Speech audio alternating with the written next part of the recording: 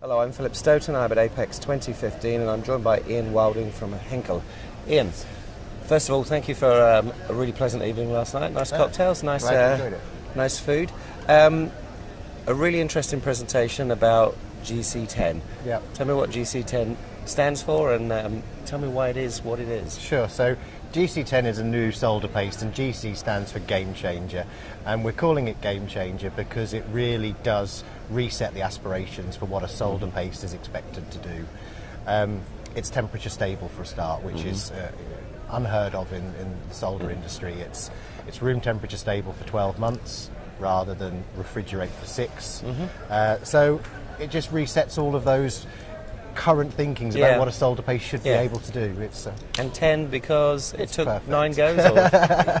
No, it took about 1,000 different formulations to get to where we are now. It's about a 4-year development program, and 10 is just it's the perfect 10. Yeah, so. and the fundamentally smart part about it is you've somehow managed to stop the reaction between the powder and the paste. That's correct. And that's what allows it to be temperature stable. That's something that is patent protected, intellectual property. Both. Fantastic. That's going to be absolutely critical. So I watched the presentation, I thought, yep, this makes sense. I could see all the reasons that I would see a customer or a user switching to this solder paste. And then I'm thinking, what stops this being almost, kind of the predominant solder paste on the market?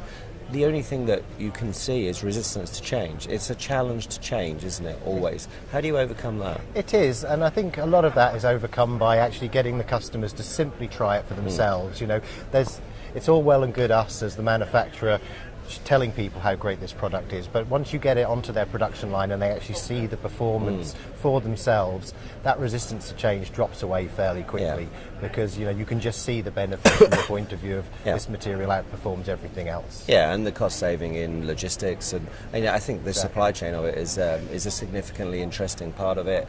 Storage becomes a significantly interesting part of it. You just have to take less care of it. It seems that's fundamental. So. Do you have much in the way of case study, much in the way of data that these customers can see where product's been manufactured with it, it's been out in the marketplace? Because obviously its performance in manufacturing, we can see its performance post-manufacturing is something that it takes time to earn.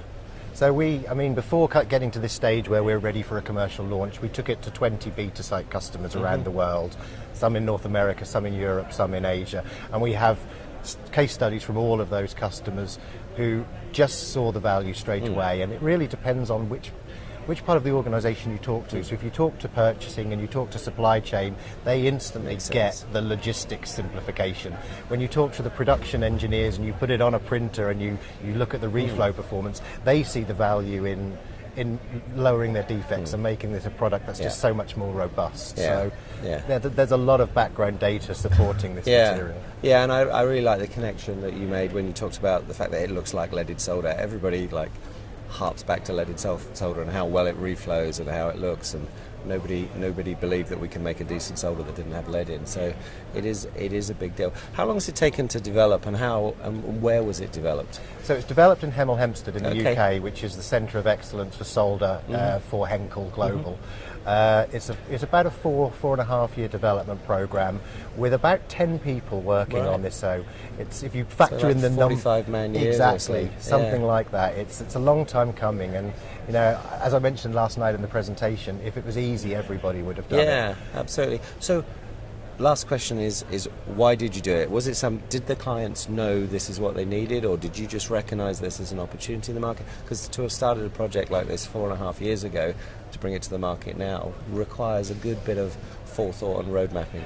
It was a bit of both. I mean, we identified what we thought was a gap in the market and an opportunity to do this, and we approached some of our key existing customers and presented this proposal to them, and we got buy-in from them instantly. So 4.5 years ago we knew that there was already value, and It'd been nice to be quicker, but we're finally here and we've finally done it. Well, you're here and you're also here first, so if anybody else was doing it, they didn't get there before you, which is really important. What I'm looking forward to is speaking to you in a year's time, finding out what the take-up in the market is, and seeing what the response is there. But good luck with it, and thank you very much for your time.